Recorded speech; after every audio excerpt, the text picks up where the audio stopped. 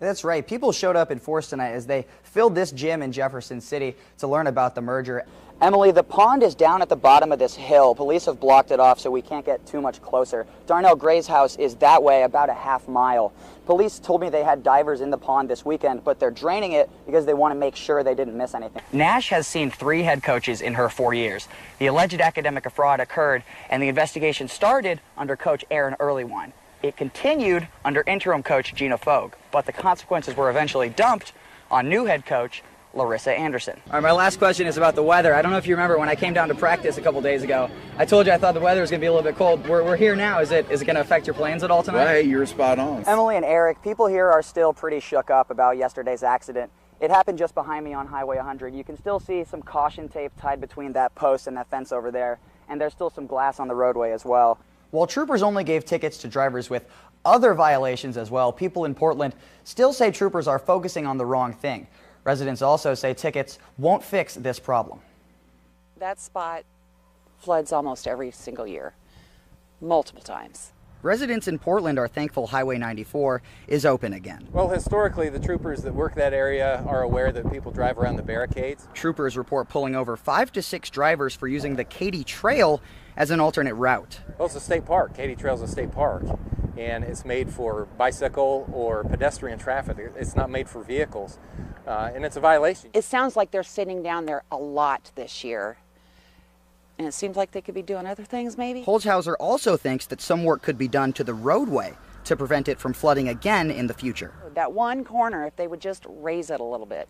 This is the problem area of Highway 94 that Holzhauser was talking about. See how the water creeps up right against the roadway? She thinks it's going to keep flooding unless someone raises it.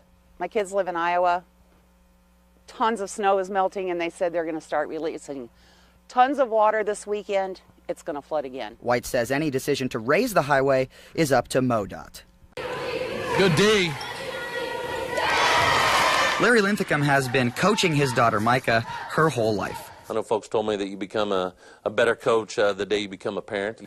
Working on fundamentals just in our little elementary school gym after school. They've got some funny memories over the years. I remember one winter specifically, the snow was super deep. We went out there and brought the snow shovel out there, and we worked on post moves for like 30 minutes or something, but it was, yeah, I still remember that because it was so cold. I don't know whether she'd say that was a positive experience or not, but it's probably memorable because I'm thinking that it was cold. While he doesn't officially coach her anymore. No shot. He waved it off. Waved it off. She's turned into quite the competitor, and this year she's surrounded by playmakers. The Jefferson City Lady Jays have dropped only 1 game in her final year and advanced to the Class 5 Final Four this weekend.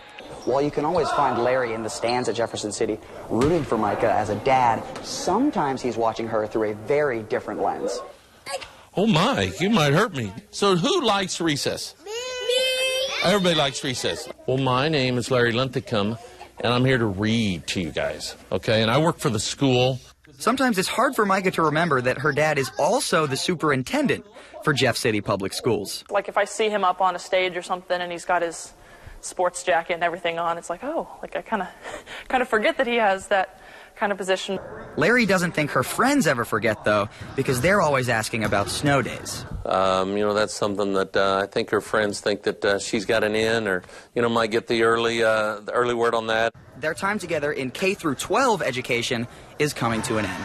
I think it'll definitely be bittersweet towards the end, but I think it'll just be so special just because he's been such a big influence just on my life, and not just as much basketball, but if anything more off the court. But he won't have to go far to watch her play at the next level as she is following in his footsteps and playing at Mizzou.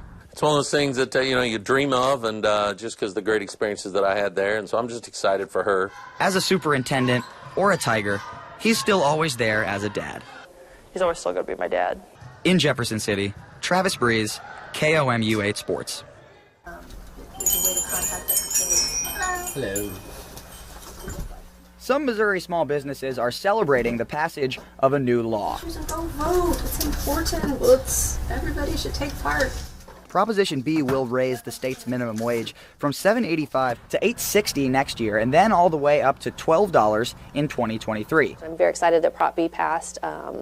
It's going to be interesting. I still see people like, oh, it's fool's gold, you're wrong, you don't understand. The studies show that people being paid better, everybody will do better. While some small business owners in Columbia say they are in favor of the new minimum wage raise, groups like Associated Industries of Missouri believe that voters may have not considered some things when they went to the polls. You know, something has to happen for that business owner to be able to afford the additional wages that they're paying. Ray McCarty's organization advocates for larger businesses in Jefferson City. He thinks businesses will now be hurt more than employees will be helped. One is they'll have to either increase prices if they're able to do so, or they'll have to cut the numbers of hours of minimum wage employees, or potentially the number of minimum wage positions.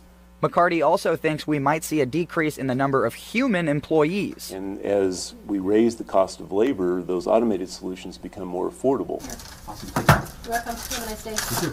Burton thinks anyone who voted against Prop B is not considering the little guy. So everybody's like, oh, let the free market just pay people whatever they want.